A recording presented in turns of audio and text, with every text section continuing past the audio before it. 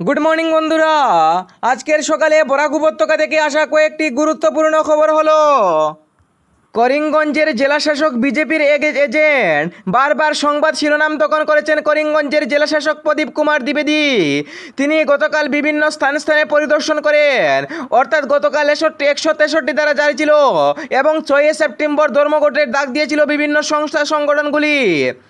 কিন্তু যখন বদরপুরে একাধিক ছাত্রছাত্রীরা আন্দোলনে ফেটে পড়ে তখন বদরপুরকে বন্ধ ঘোষণা করা হয়েছিল, কিন্তু বদরপুরে একাধিক ছাত্রকে গ্রেফতার এবং বিনা অনুমতিতে গ্রেফতার এবং নির্দোষ ছাত্রছাত্রীদেরকে পুলিশ লাঠিচার্জ করে সেই সকল লাঠিচার্জের পরে সেখানে গিয়ে পৌঁছে যান জেলাশাসক প্রদীপ কুমার দ্বিবেদী এবং একের পর এক শিক্ষক ছাত্রছাত্রীরা নির্দোষ, তারপরে তাদেরকে গ্রেফতার করা হয়েছে এবং বারবার সংবাদ শিরোনাম দখল করেছেন প্রদীপ কুমার দ্বিবেদী। তিনি বিজেপির এজেন্ট কি এ নিয়ে প্রশ্ন উত্থাপিত করেছে সামাজিক মাধ্যমে। বিজেপির এজেন্ট হয়ে যদি জেলাশাসক কাজ করেন তাহলে বিজেপির দিকে যান, জেলাতে দরকার নেই, এমনই ঘোষণা করেছে বিভিন্ন সংবাদ মাধ্যম। বারবার সংবাদ শিরোনাম দখল করতে চেয়েছেন। শিলিগুড়ি জেলা পরিষদ অর্চনা সরকার দত্তকে বেশ কয়েকটি সংস্থা সংগঠনের সদস্যরা আক্রমণ করে, তারপর অর্চনা সরকার দত্ত একটি মামলা দায়ের করেন তাদের বিরুদ্ধে।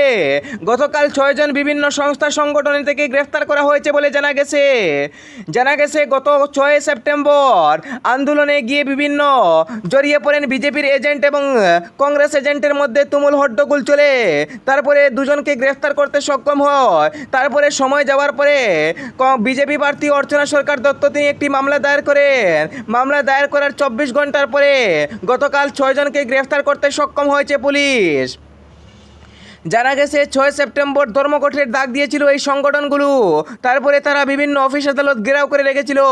তারপরে অর্চনা সরকার দত্ত এবং বিজেপির একাধিক নেতারা সংগঠনের বিভিন্ন সদস্যের উপর আক্রমণ চালায় এবং সংগঠনও পাল্টা আক্রমণ করে। তারপরে অর্চনা সরকার দত্ত বেশ কয়েকটি স্থানে আঘাত পান, তারপরে একটি মামলা দায়ের করেন। সেই মামলার ভিত্তিতে ইতিমধ্যে 6 জনকে গ্রেফতার করতে সক্ষম হয়েছে। ভুয়া চিকিৎসক যেন থামার নামই নিচ্ছে না। একই মাসের মধ্যে 4 থেকে 5 জন ভুয়া চিকিৎসক গ্রেফতার শিলচরে। বারবার সংবাদ শিরোনাম দখল করছে শিলচরের বিভিন্ন অলিগলিতে হাসপাতালগুলি। বিশেষ করে কড়া নিরাপত্তা, কঠোর সংস্থা এবং বিভিন্ন সংস্থা সংগঠন থাকা সত্ত্বেও কেন ভুয়া চিকিৎসকের রমরমা চলছে শিলচরে। গতকাল আরও 2 জনকে গ্রেফতার করতে সক্ষম হয়েছে পুলিশ।